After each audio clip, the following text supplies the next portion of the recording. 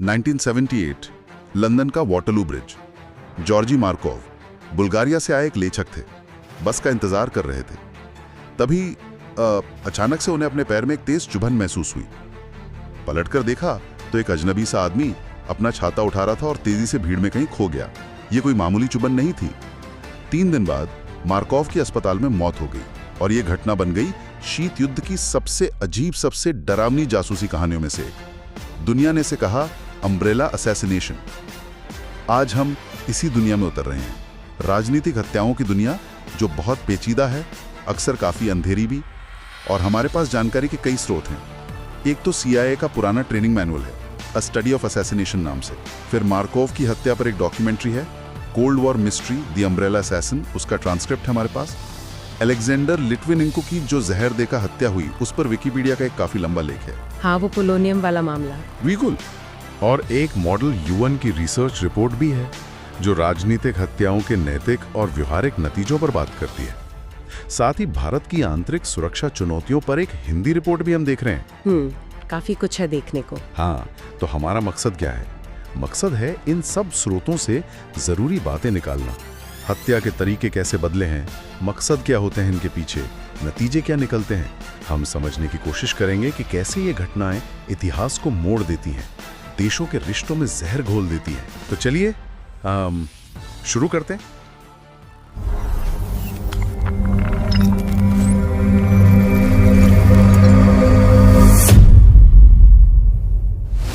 सबसे पहले ये समझना जरूरी है कि जब हम कहते हैं हत्या या असैसिनेशन, तो इसका मतलब क्या है। वो CIA का मैनुअल इसे कैसे देखता है? देखिए, CIA का मैनुअल इसे बहुत ही, कह सकते हैं, तकनीकी ढंग से परिभाषित करता है। उनके मुताबिक असैसिनेशन का मतलब है किसी ऐसे व्यक्ति की योजना बनाकर हत्या करना जो हत्या करने वाले के कानूनी दायरे से बाहर हो। अच्छा, और उस व्यक्ति को किसी संगठन ने मौत के लिए चुना हो और उसकी मौत से उस संगठन को कोई फायदा हो। एक दिलचस्प बात मैनुअल में ये भी है कि ये शब्द शायद हशीश से निकला है। हशीश से? हाँ, कहते हैं कि हसन बिन सबा नाम का कोई शख्स था जो अपने मानने वालों को हशीश देकर उन्हें राजनीतिक हत्याएं करने के लिए उकसाता था, भले ही इसमें उनकी जान क्यों न चली जाए। ये मैनुअल में लिखा है। ये तो एक बिल्कुल सामरिक परिभाषा हो गई, बस लक्ष्य को हटाना है। लेकिन वो जो मॉडल UN की रिपोर्ट है, वो इसे सिर्फ एक तकनीकी कार्रवाई नहीं मानती होगी, है ना? बिल्कुल नहीं। उसमें नैतिकता का पहलू कैसे आता है? मॉडल UN रिपोर्ट इसमें नैतिकता और कानून का नजरिया जोड़ती है।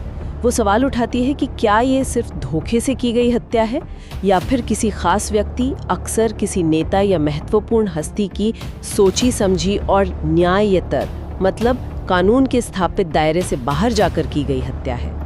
तो इस नजरिए से देखें तो ये सीधे सीधे कानून के शासन यानी रूल ऑफ लॉ और जीवन के अधिकार यानी राइट टू लाइफ का उल्लंघन है। यहीं पर बहस शुरू हो जाती है। कुछ लोग तर्क देते हैं कि भाई खास हालात में ये एक जरूरी बुराई हो सकती है, नेसेसरी इविल। हाँ, जबकि दूसरे कहते हैं कि नहीं, ये हर हाल में, हर सूरत में अनैतिक है।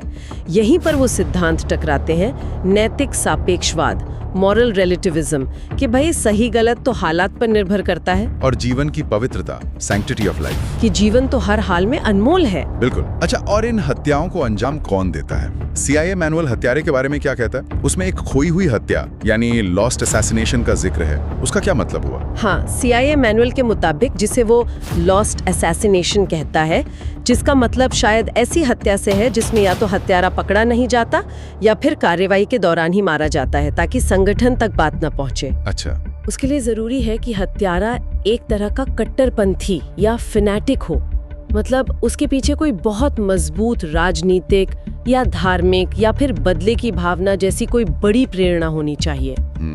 मैनुअल ये भी कहता है कि ऐसे लोग अक्सर मनोवैज्ञानिक रूप से थोड़े अस्थिर हो सकते हैं, इसलिए उन्हें बहुत सावधानी से हैंडल करना होता है और उन्हें संगठन के बाकी लोगों के बारे में बिल्कुल नहीं बताना चाहिए। क्यों? क्योंकि अगर प्लान के मुताबिक वो मारा नहीं गया तो बाद में वो पूरे संगठन के लिए खतरा बन सकता है। चलिए अब तरीकों पर आते हैं।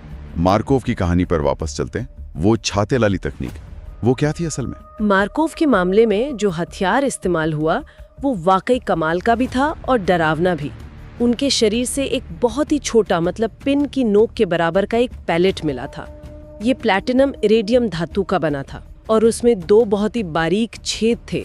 इन्हीं छेदों में वो घातक जहर भरा गया था, राइसिन। राइसिन, ये नाम सुना है। हाँ, राइसिन अरंडी यानी कैस्टर बीन से निकलने वाला एक बहुत जहरीला प्रोटीन है।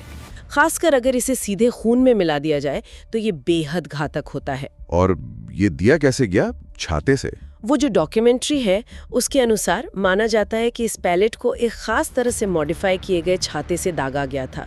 शायद उसमें कोई गैस सिलेंडर जैसी चीज लगी हो। ये भी अनुमान लगाया गया कि पैलेट के छेदों को शायद जिलेटिन जैसी किसी चीज से बंद किया गया था। अच्छा। जो शरीर की गर्मी से पिघल गई होगी और जहर बाहर निकलकर खून में मिल गया। क्या ये तकनीक हमेशा काम करती थी, मतलब अचूक थी? नहीं, अचूक तो नहीं कह सकते। मार्कोव वाले हमले से कुछ हफ्ते पहले ही पेरिस में एक और बुल्गारियाई व्यक्ति थे, व्लादिमीर कोस्तोव। उन पर भी ऐसा ही हमला हुआ था, लेकिन वो बच रहे, शायद इसलिए कि वो पैलेट उनके शरीर में ज्यादा गहराई तक नहीं घुस पाया था। तो मतलब थोड़ी नाजुक तकनीक थी ये। हाँ बिल्कुल, लेकिन सोचिए इस तरह का माइक्रो वेपन बनाने के लिए कितनी उन्नत तकनीक और कितनी विशेषज्ञता चाहिए होगी। डॉक्यूमेंट्री इशारा करती है कि ये काम शायद सोवियत केजीबी की जो कुख्यात लैब 12 थे। लैब 12? हाँ, जो जहर और गुप्त हथियार बनाने के लिए जानी जाती थी, वहीं पर संभव हुआ होगा। ये तो हुई शीत युद्ध की बात, लेकिन जहर का इस्तेमाल तो बाद में भी हुआ ना, जैसे अलेक्जेंडर लिट्विनेंको का मामला। वो क्या कहानी थी?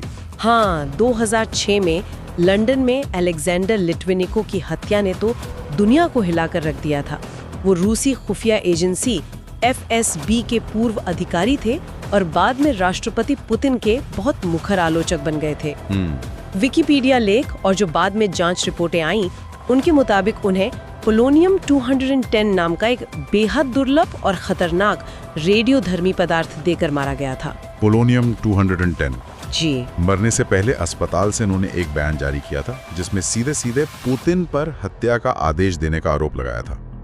और उनकी वो तस्वीर अस्पताल के बिस्तर पर बिना बालों के, वो तो दुनिया भर में छप गई थी। ये पोलोनियम 210 ये कितना खास है, मतलब इसे हासिल करना कितना मुश्किल है? पोलोनियम 210 कोई ऐसी चीज नहीं है जो आपको कहीं भी मिल जाए। ये इतना दुर्लभ है और इसे बनाना इतना जटिल है कि ये सिर्फ सरकारी कंट्रोल वाले परमाणु रिएक्टरों में ही तैयार किया जा सकता है। अच्छा। यूके की जांच में रूस की सरोव में जो वानगार्ड फैसिलिटी है उसका जिक्र भी आया था। अच्छा। जांच करने वालों को लंदन में कई जगहों पर होटलों में, रेस्टोरेंट में, ऑफिसों में पोलोनियम के निशान मिले थे।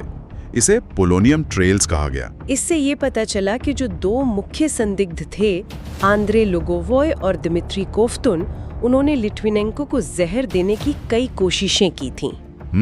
और आखिरकार 1 नवंबर को मिलेनियम होटल के पाइन बार में शायद चाय में मिलाकर उन्हें वो घातक खुराक दी गई। और जिस तरह से ये फैला हुआ मिला, उससे लगता है कि शायद हत्यारे इसे सीधे हाथ से संभाल रहे थे, जबकि लिट्विनेंको ने इसे पिया था। शुरुआत में तो शक थैलियम जहर पर गया था। थैलियम पर क्यों? क्योंकि लिट्विनेंको के बाल झड़ रहे थे, जो थैलियम पॉइजनिंग का भी एक आम लक्षण है, लेकिन बाद में पोलोनियम का पता चला। तो मतलब जहरों से कहानी आगे बढ़ के आज कहाँ पहुँच गई है? वो मॉडल यूएन रिपोर्ट किन नई तकनीकों का जिक्र करती है? मॉडल यूएन रिपोर्ट बताती है कि आज तकनीक ने राजनीतिक हत्याओं के तरीकों को और भी बदल दिया है। अब ड्रोन का इस्तेमाल तो काफी आम हो गया है, जैसे 2020 में अमेरिका ने ईरानी जनरल कासिम सुलेमानी को मारा था। हाँ, वो ड्रोन हमला से ज्यादा सटीकता से निशाना लगाना संभव बनाती हैं। लेकिन इनके साथ नई नैतिक चुनौतियां भी जुड़ी हैं ना? हाँ बिल्कुल, जैसे किसी की निजता का हनन होना, गलती से निर्दोष लोगों के मारे जाने का खतरा, जिसे कोलैटरल डैमेज कहते हैं, और ये भी कि अगर एआई कोई घातक फैसला लेता है तो उसकी जवाबदेही कौन लेगा? ये बड़े सवाल है। ये तो हुए तरीके, लेकिन इन हत्याओं के पीछे मकसद क्या होते हैं? राज्य इन्हें क्यों सही ठहराने की कोशिश करते हैं? मकसद तो कई हो सकते हैं। CIA मैनुअल ने जैसे कहा राजनीति, धर्म, बदला।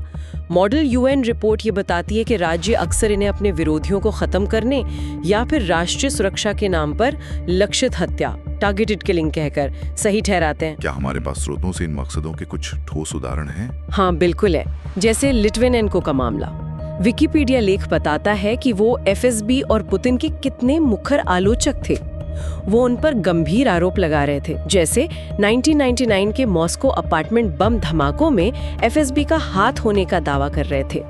मार्कोव के मामले में डॉक्यूमेंट्री के अनुसार वो बुल्गारिया के शासक थे तोदोर ज़िवकोव। उनके खिलाफ रेडियो फ्री यूरोप पर लगातार बोल रहे थे।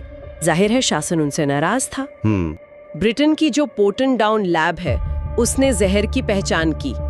बाद में जब शीत युद्ध खत्म हुआ तो बुल्गारिया के आर्काइव से मार्कोव को बेअसर यानी न्यूट्रलाइज्ड करने के आदेश मिले। हाँ, ये भी पता चला कि अहम सबूत नष्ट किए गए थे, जिसके लिए एक पूर्व जनरल को सजा भी हुई। जो मुख्य संदिग्ध था, जिसका कोड नेम पिकाडिली था, फ्रांसिस्को गैलिनो, उसकी पहचान भी हुई, लेकिन उस पर कभी मुकदमा नहीं चला और वो आजाद ही घूमता रहा। मतलब न्याय नहीं मिला। कह सकते हैं लिथविनेंको मामले में यूके की जो सार्वजनिक जांच हुई उसने साफ तौर पर एफएसबी और शायद राष्ट्रपति पुतिन की मंजूरी की तरफ इशारा किया।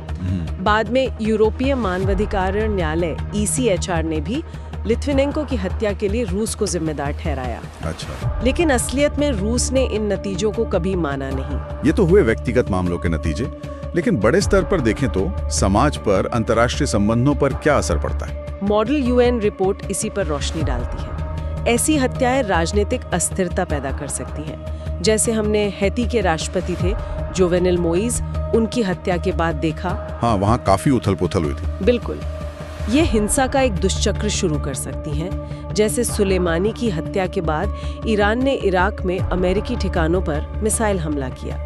ये देशों के बीच तनाव बढ़ाती हैं, राजनयिक रिश्ते बिगाड़ती हैं। कई बार तो ऐसा होता है कि मारे गए व्यक्ति को शहीद का दर्जा मिल जाता है, जिससे उनका समर्थन करने वाले आंदोलन और मजबूत हो जाते हैं।